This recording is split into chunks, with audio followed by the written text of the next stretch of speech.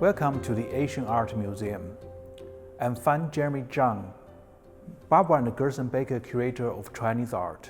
The Chinese collection has about 8,000 works of art that covers the 5,000 years of Chinese history. They are displayed in 9 galleries on both floors of the museum. Today, I'm going to focus on 6 Buddhist statues to talk about the story of Buddhist art in China. The spread of Buddhism and Buddhist art is a major storyline in introducing Asian art. Buddhism originated in ancient India around 500 BCE and was introduced to China in the 1st century CE. So how did Buddhist art spread to China? By whom and for what purpose? Bearing these questions, let's start the journey.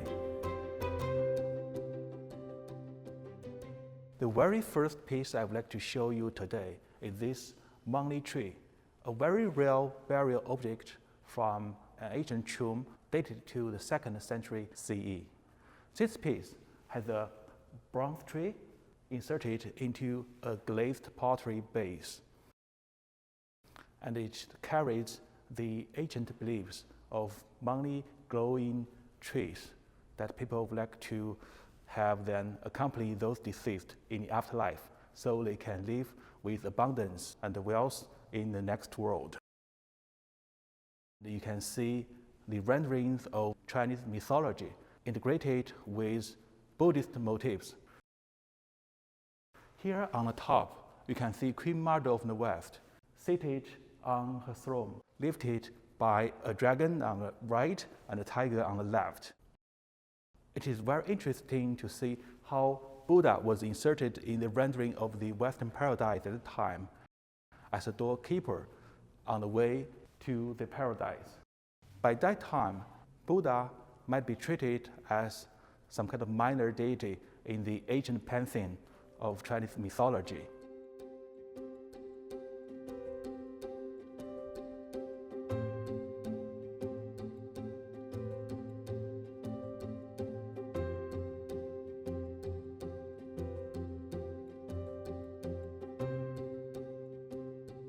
You may wonder how Buddhism was introduced from India to China. It is through the Silk Road, a known network that connected the Mediterranean world and ancient China. I want to emphasize 3 points about the Silk Road so you can have a better understanding of this important traffic network in ancient world. First, the Silk Road is not a long route, but it is a massive network of many short routes that expanded throughout the whole Eurasia. Secondly, the Silk Road's traffic is not one-way only. Actually, it has multiple directions. Thirdly, the Silk Road is not only for silk and other commodities, but also for religious ideas and cultural values. Lots of travelers, including merchants and envoys, traveled on the Silk Road for political and commercial purposes.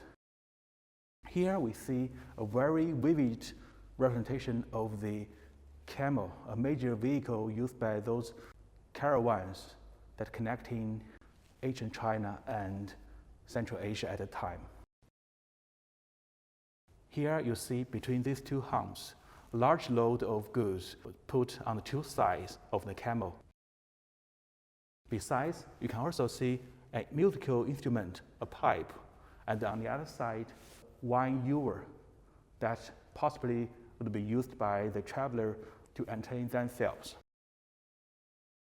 The 3-color glaze technique applied on this camel actually suggested a preference for monochrome colors influenced by the fashion from the West at the time, because in Chinese ceramics, people prefer to have monochrome glaze. But because of the Silk Road trade, people accepted this kind of splendid colors. So this kind of 3-color glaze technique invented in the 7th century possibly give another interesting evidence to suggest the cultural impact spread along the Silk Road.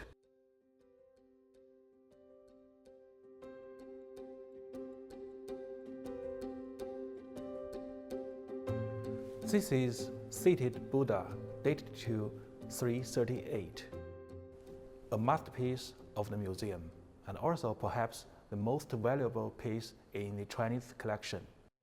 The date on the back says the year of 338, or the first year of the Jianwu reign of the later Zhao dynasty. Marked it a very important piece in the development of early Buddhist art.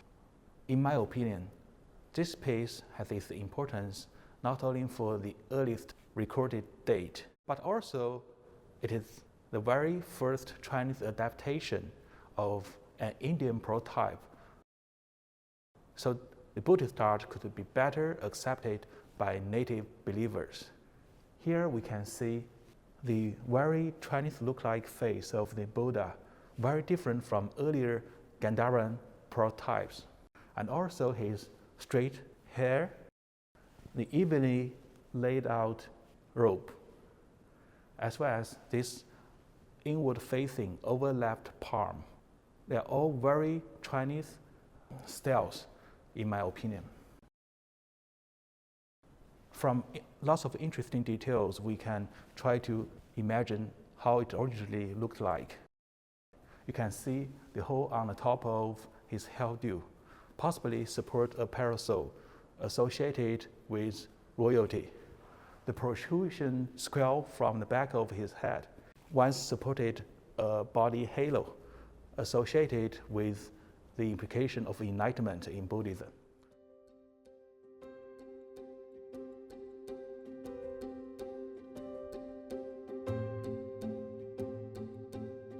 In the next 2 centuries, Chinese artisans continued to recreate the image of Buddha according to the aesthetics of local believers.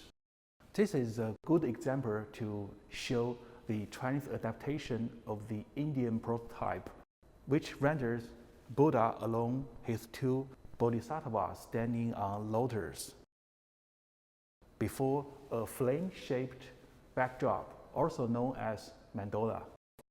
The deities actually reflect the Chinese style of the Buddha in slender body, narrow face, long eyebrows, and Chinese style robes with flying ribbons, vividly cater to the preference of local believers.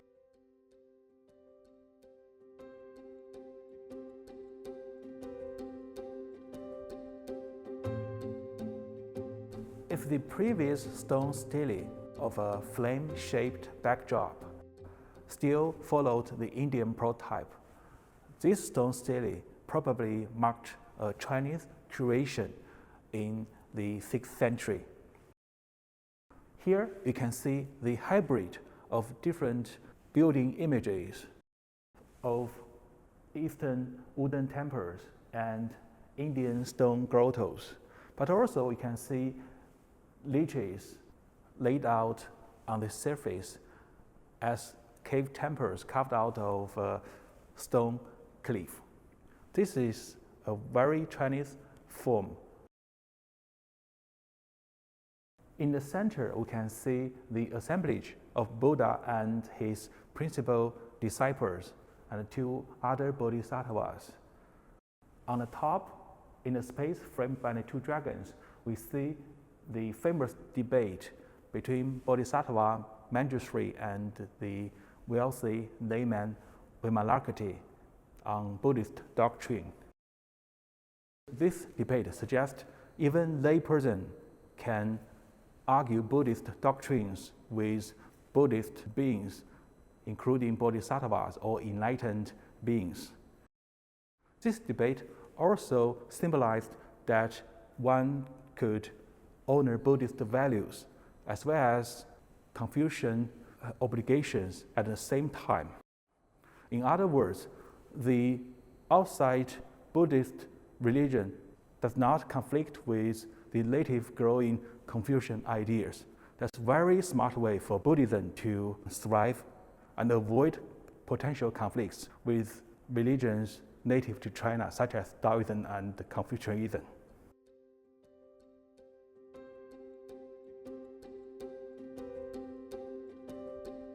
So this is one of my favorite pieces in the Chinese collection, the Maitreya Buddha head from the second half of 8th century. This piece in the monumental size was actually carved out of the central deity in the middle cave of the Leigutai complex at the Longmen Grottos, a famous Buddhist site patronized by the royal court for centuries. This piece, even though its size is quite huge, but still you can see the artisan paid tremendous attention to details such as the lip, the eyes, and also the hairstyle.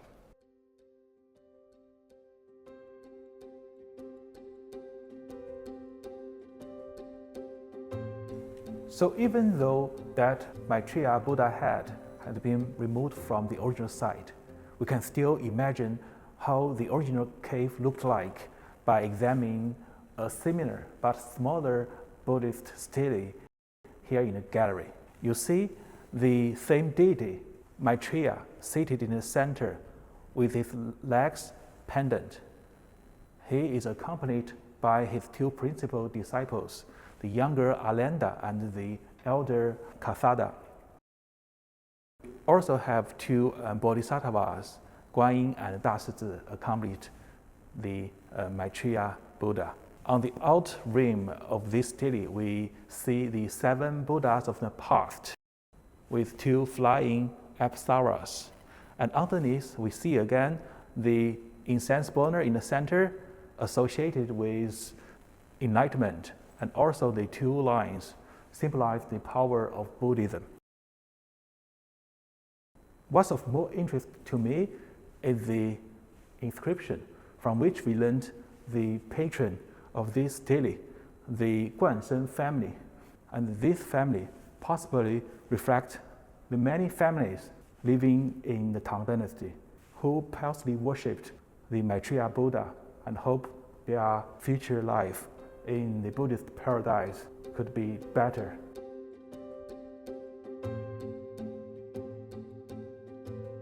Next, Buddhist art experienced another change or development of material, the transfer from stone to wood, which make Buddhist statues more popular among the local societies. We also see the rendering of major deities transferred from Buddha to many bodhisattvas and arhats, because lay persons believe that those deities, compared to the formidable Buddha, they are more accessible. Here we see the statue of Bodhisattva Guanyin, one of the most popular and powerful deities in Chinese Buddhism. Guanyin, also known as the Bodhisattva of compassion, has the magical power to hearing all the sufferings of human beings and save everybody who need help.